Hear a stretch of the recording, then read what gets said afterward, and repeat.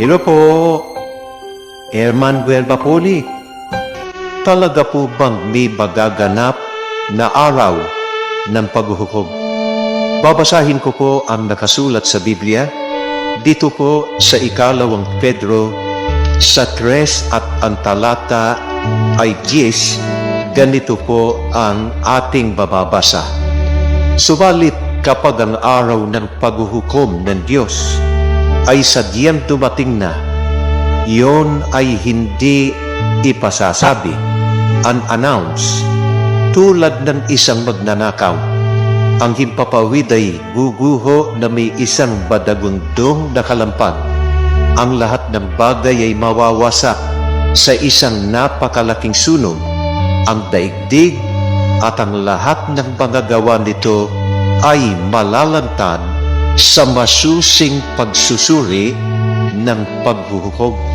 Mga mahal naming mga kababayan, talaga po bang may magaganap na araw ng paghuhukom? Opo, yan po ay nakasulat sa banal na kasulatan. Bakit po dapat natin itong paghandaan?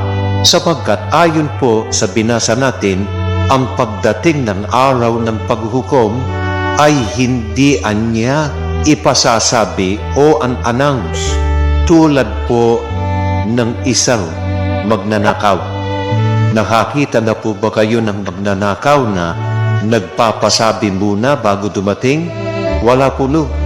Kaya wala pong nakaalam kung kailan ang eksaktong araw at oras ng paghuhukom. Pero ano po ang ating natitiyak? Darating ang araw na yaon. Ayon po sa pagtuturo pa rin ng Biblia, ano po ang kapahamakang magaganap sa araw ng paghuhukom? Ang sabi po, ang himpapawid ay guguho na may isang madagundong na kalampag. At ang lahat ng mga bagay ay mawawasak sa isang napakalaking sunog.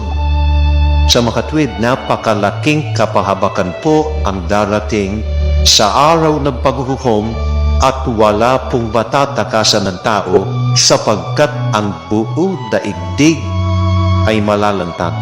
Ingat po palagi. God bless po.